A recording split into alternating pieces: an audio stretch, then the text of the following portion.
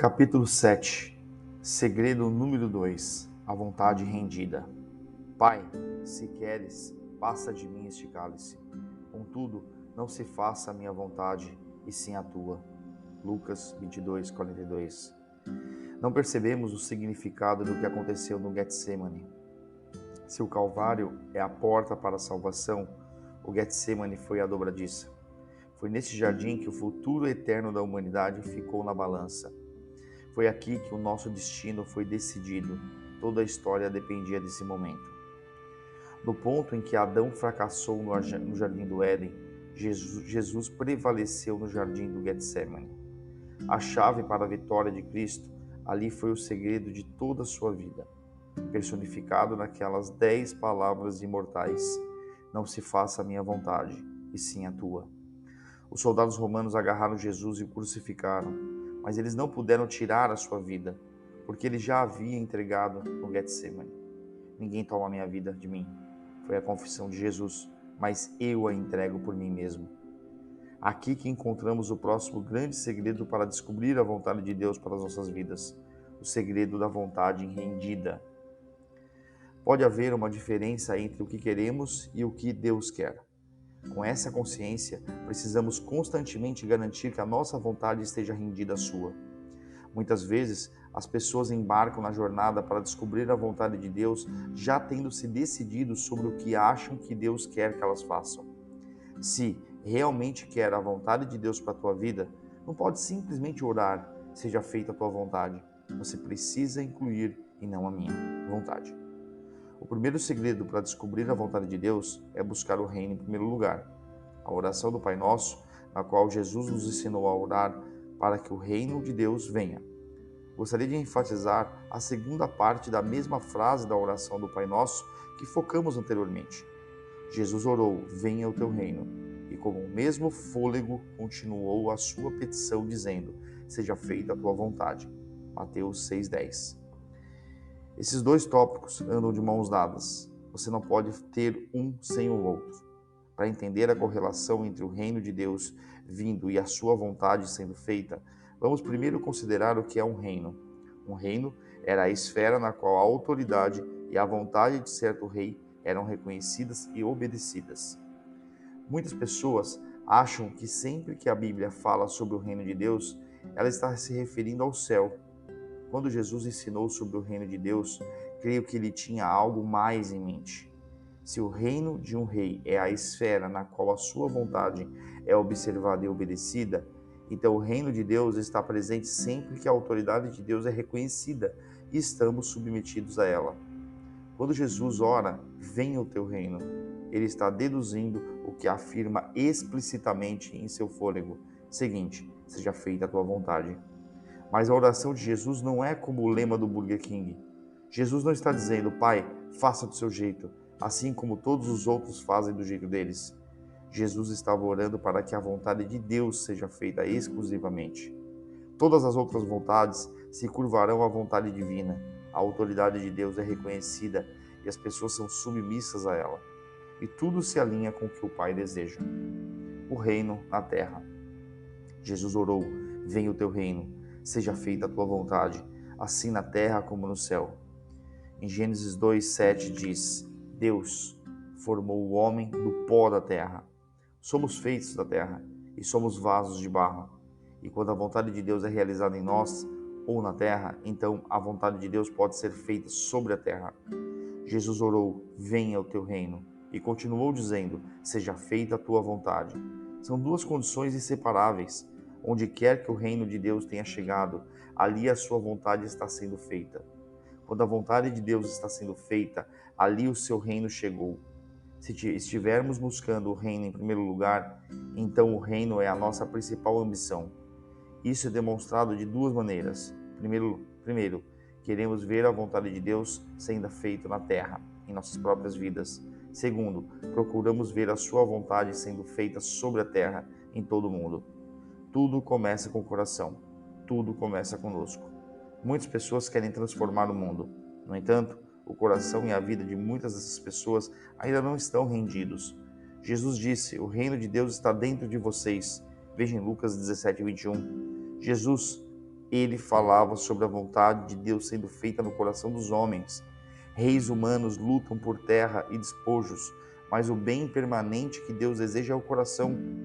Jesus disse em João 7,38: quem crer em mim, como diz as Escrituras, do seu interior fluirão rios de água viva. Ele não disse que veríamos rios de água viva fluindo do céu. Ele disse que eles fluiriam de dentro do seu povo. A vontade de Deus é que todos se tornem uma extensão do seu reino, um portal através do qual ele possa derramar a sua glória e liberar o seu poder sobre o mundo. Se você quiser ver o reino de Deus vir sobre a terra, isso começa com a vontade de Deus sendo feita na terra, em você. Em Romanos 14:17 diz: porque o reino de Deus não é comida e nem bebida, mas justiça e paz e alegria no Espírito Santo. Esta é a condição interna das pessoas que se submeteram a Deus. É o céu na terra. O vale do quebrantamento, pois a terra se encherá do conhecimento da glória do Senhor, como as águas cobrem o mar. Veja em Abacuque 2:14. Homens e mulheres quebrantados são aqueles que renderam suas vidas a Deus, orando com Jesus, que seja feita não a minha vontade, mas a tua. É por intermédio dessas pessoas que agora mesmo o reino de Deus está invadindo o mundo caído. A eterna glória de Deus penetrará o mundo natural por meio de homens e mulheres quebrantados. Quando o reino de Deus entra em contato com o mundo caído, começamos a ver efeitos celestiais. Enfermos são curados, mortos são ressuscitados, cativeiros são quebrados e coisas sobrenaturais começam a acontecer. Foi isso que Jesus demonstrou quando ele esteve na terra, que seja feita não a minha vontade, mas a tua. Esta era a postura imutável do seu coração. Ele estava sempre vivendo e andando em perfeita submissão à vontade de Deus. Aonde Jesus ia, ensinava sobre o reino, mas ele não falava apenas sobre ele o demonstrava. Primeiro, o reino estava dentro dele, porque ele era perfeitamente submisso à vontade de seu Pai. E, por conseguinte, o reino era manifestado em qualquer lugar. Enfermos eram curados, mortos eram ressuscitados e demônios fugiam. Jesus cumpriu sua própria oração e nos mostrou como ela será respondida. Por intermédio de Jesus, a vontade de Deus estava sendo feita na terra, assim como ela é feita no céu. E isto que Deus deseja fazer por meio de nossas vidas também. Tudo começa quando chegamos a um ponto em que nossa vontade é submetida à vontade de Deus. Que seja feita não a minha vontade, mas a tua. É neste ponto de submissão que descobriremos e cumpriremos a vontade de Deus para as nossas vidas. Descobrir a vontade de Deus para nossas vidas não é simplesmente um destino a ser alcançado, é uma postura do coração. É uma posição progressiva de submissão à vontade de Deus acima da nossa própria vontade. E toda uma vida de oração. É toda uma vida de oração. Que seja feita não a minha vontade, mas a tua. Enquanto vivermos, devemos continuar a seguir e a obedecer.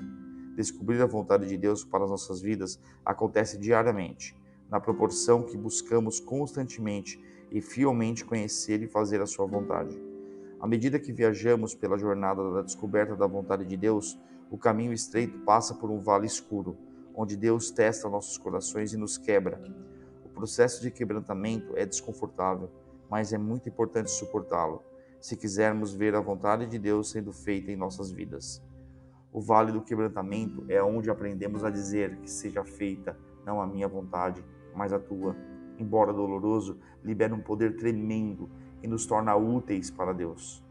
Até sermos quebrantados, somos de pouca utilidade para o reino de Deus. Quando Deus disse a Gideão que ele se tornaria um poderoso libertador de Israel, e Gideão finalmente acreditou em Deus, aquele que um dia fora um guerreiro medroso podia se ver montando um imponente cavalo, comandando uma legião de soldados em uma poderosa formação de combate. A intenção de Deus era muito diferente. Gideão não teria uma legião de guerreiros, apenas um bando desorganizado de homens rudes. Carregavam curiosas trombetas e vasos de barro. Finalmente chegou o momento de Gideão e seus homens enfrentarem o exército midianita. Em obediência à ordem de Deus, eles quebraram os vasos de barro, onde haviam tochas de fogo escondidas, tocaram as trombetas e começaram a bradar. A Bíblia diz que os midianitas ficaram em grande confusão. Israel teve uma vitória incomparável. Veja em Juízes 7. Paulo, em 2 Coríntios 4, 7, mas temos esse tesouro em vasos de barro, para mostrar que este poder que a tudo excede provém de Deus, e não a nós. Antes que o grande poder que está dentro de nós possa ser liberado, precisamos ser quebrados, como os vasos de barro de Gideão. Quando somos vasos de barro quebrados, então o poder de Deus resplandece, e toda a glória é dele. Por isso que Paulo diz, pelo contrário, Deus escolheu as coisas loucas do mundo para envergonhar os sábios, e escolheu as coisas fracas do mundo para envergonhar os fortes. E Deus escolheu as coisas humildes do mundo e as desprezadas, e aquelas que não são, para reduzir a nada as que são, a fim de que ninguém se vanglorie na presença de Deus, para que, como está escrito, aquele que se gloria, glorie-se no Senhor. 1 Coríntios 1, 27 e do 29 a 31. Deus ama usar vasos quebrados, porque por meio deles ele obtém maior glória. Em Mateus 14, lemos uma história impressionante acerca de um milagre em que Jesus alimentou uma multidão com apenas 5 pães e 2 peixes. Antes de o pequeno almoço virar um poderoso banquete, que o pouco se tornasse muito. O versículo 19 diz que Jesus, tomando os 5 pães e os 2 peixes, erguendo os olhos ao céu, os abençoou. Depois, tendo partido os pães, deu aos discípulos, a estes, às multidões. Observe um fato muito importante. A palavra diz que Jesus fez 2 coisas. Primeiro, ele abençoou o alimento. Em segundo lugar, ele o partiu. Jesus abençoa somente o que ele parte. Deus pode multiplicar somente o que foi partido. Quer que Deus pegue a sua pequena vida e faça algo poderoso com ela? Quer ser abençoado e ser uma bênção para as multidões? Você precisa ser quebrantado, partido. O versículo 20 tem o cuidado de especificar que os cestos que sobraram estavam cheios de pedaços. No fim de nossas vidas, as únicas partes de nossas vidas que terão valor duradouro serão os pequenos pedaços. O mundo valoriza o que é eminente, poderoso, orgulhoso e grande. Deus valoriza o coração quebrantado e contrito, o coração que é humilde, que se prostra diante do Rei. Isaías 66, 2. O Senhor diz: a este eu estimo, ao humilde e contrito de espírito, que treme diante da minha palavra. Em Salmo 51, 17. Os sacrifícios que agradam a Deus são um espírito quebrantado, um coração quebrantado e contrito. Ó Deus, não desprezarás.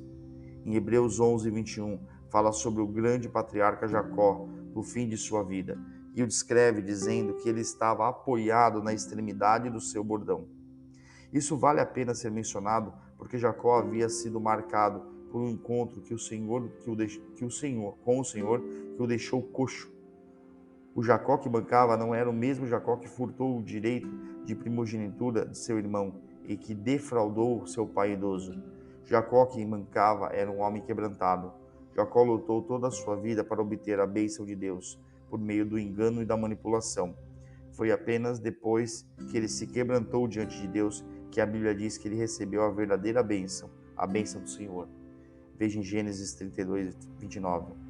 O fato de Jacó mancar, Jacó nem sabia o que significava isso, o que bem era.